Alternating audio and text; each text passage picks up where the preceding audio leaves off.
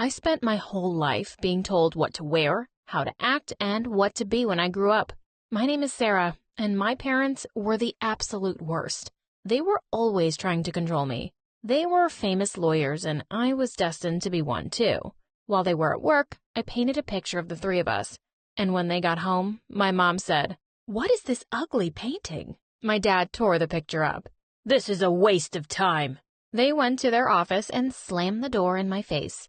My dad asked me what I wanted for my birthday. "I want to go horseback riding." He blew up. "What? How dare you? It's books or nothing." "But I don't want to be a lawyer." They exploded. "You'll be a failure if you don't go to law school.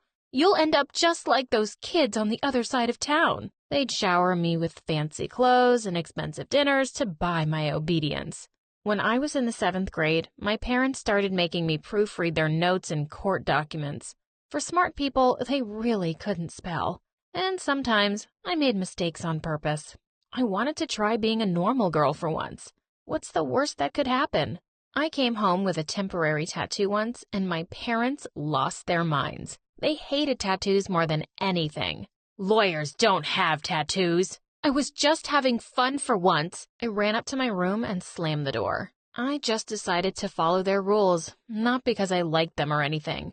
It's just because I want them to let me live in peace until I met a gorgeous boy. His name was Tyler. He played guitar and loved video games. Tyler was kind of a dork, but in a cute way. He even played in his own band. But our first meeting didn't go so well. He tried talking to me one day in between classes. "Hey, Sarah," was all he said. I slapped him. "Don't talk to me." I didn't mean it. I felt so bad because he wasn't popular like me and my friends. My parents would kill me if they found out about him. He never talked to me after that incident. I was sure he hated me. One day after school, Tyler was sitting up on the bleachers and practicing guitar. Whatever he was playing sounded beautiful. He caught me listening to him from behind the snack bar. He got nervous and stood to walk away. I yelled out, "Wait, don't stop. I swear I'm not gonna slap you this time." But he kept going. I tried to chase after him, but my high heels made it hard to run. I took them off and ran barefoot after Tyler. I could tell he was surprised once I caught up to him. "Why are you talking to me? Is this some sort of prank? I thought I wasn't cool enough for you." "I like your music, really. You're such a good guitar player," I answered, and I meant it. We stood in silence for a moment. We didn't know what to say to each other, so I blurted out, "Can you teach me?" He smirked. "Your dad is gonna kill me, you know." "Forget about him. He's stupid.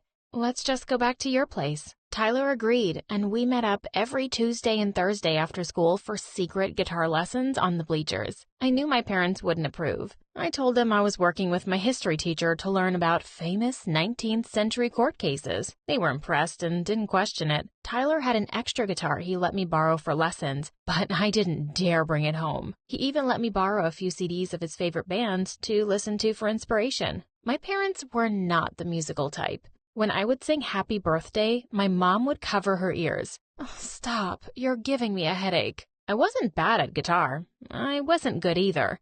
But it was never about being good or bad. It was about doing something that I wanted to do, something that made me happy for once. One day, my mother decided to call the school and personally thank my history teacher for helping me with my studies. Of course, he didn't have a clue what she was talking about. She drove to the school and caught me and Tyler on the bleachers. She marches right up, ripped the guitar out of my hands, and smashed it over the metal steps. "How dare you lie to me, Sarah?"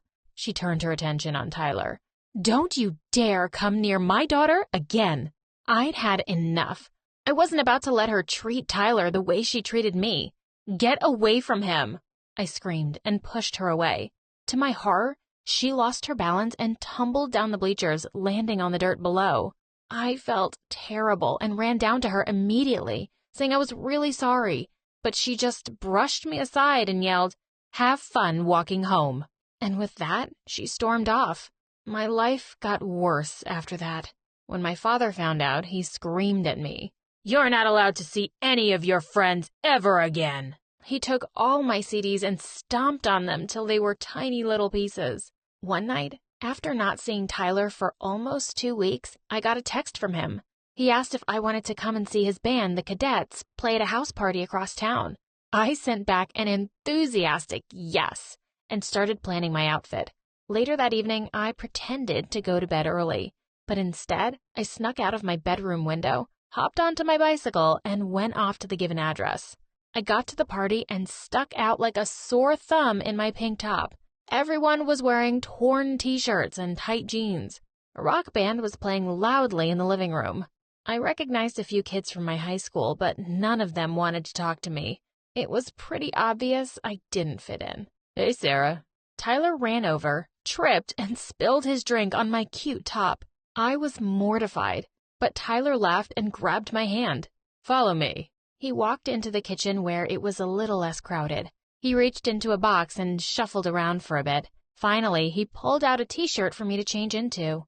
I stared down at my stained pink top. I grabbed a lighter off the table and set it on fire. "Burn, burn, burn!" I screamed. "Easy there. Give it to me." Tyler threw the shirt in the bin. Then he grabbed his guitar and hurried out of the kitchen. He got on stage in the living room with the rest of his band.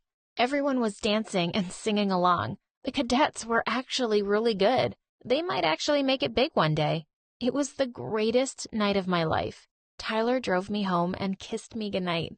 It was my first kiss, and it was amazing. I had the best night's sleep ever. But the next morning, I was rudely woken up by my mom's screams. "What's this?" She had found the Cadet's shirt in the laundry. "Where is the pink top I got you for your birthday?" I set it on fire. It was uncool, just like you. "Oh, yeah?" She took my Cadet shirt downstairs and threw it in the oven. "Let's see how well this holds up at 400 degrees. I tried to open the oven door, but my mother held it shut. "Please, please, Tyler gave that to me. I told you, I don't want you seeing that boy. Now go to your room and study." I can't wait to go to college. I can't wait to be away from you and this house. I stormed off and slammed my door. College was only a few weeks away. Even if it meant I wouldn't see Tyler again, at least I'd get away from my parents. But I could never really get away from them. I met all sorts of new people at college, but I only focused on my classes and didn't make any friends. I could always hear my father's voice in my head. "How is making friends going to get you into the country's best law program?" My parents told me I wasn't even allowed to get a job. They wanted nothing to distract me from my studies, so they gave me a credit card to take care of my expenses. The only thing I'd really started enjoying was studying at a quiet little cafe I'd discovered. But Dad even found a way to ruin that for me, sitting hundreds of miles away. "I didn't give you a credit card to spend hundreds of dollars on coffee. Stay in your dorm to study." One morning, I noticed a help wanted sign on the front door of the cafe. I marched up to the counter and, instead of ordering my usual coffee, I asked for an application. The job was easy. It was fun even. Making my own money felt so good. And I also realized something. I didn't want to pour coffee for the rest of my life, but owning my own cafe sounded really cool. I went to pay my family a visit on the weekend, and for a change, I was actually looking forward to it. The minute we sat down for dinner at a fancy restaurant, the questions started pouring in. "How's school?" "How are your grades?" Even Grandma chimed in. "Where are you going to get a job?" As I cut up my steak, I casually replied, "Oh, Grandma, I already have a job at a coffee shop." They stared at me like I'd lost my mind. "What are you doing wasting time in a coffee shop? How's that going to help you become a lawyer?" I looked Dad straight in the eye. "It won't, because I'm not going to be a lawyer." Dad went ballistic and smashed his plate onto the floor. Everyone in the restaurant was staring at us, but he didn't seem to care. "Are you crazy? We spent so much money on you and gave you everything, and you just want to throw your life away? I'm going to cut off your allowance." I didn't scream back. I stood up and took his credit card out of my wallet. Then I snapped it in half and walked out of the restaurant.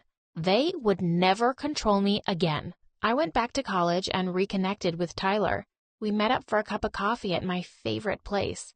He told me that the Cadets were playing a few towns over and needed a tour manager.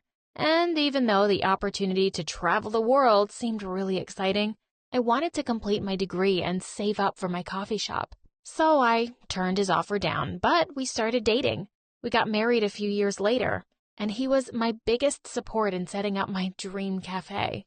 To this day, I run the most popular cafe in the city. Even my parents eventually forgave me, and they sometimes stop by for coffee in between court dates.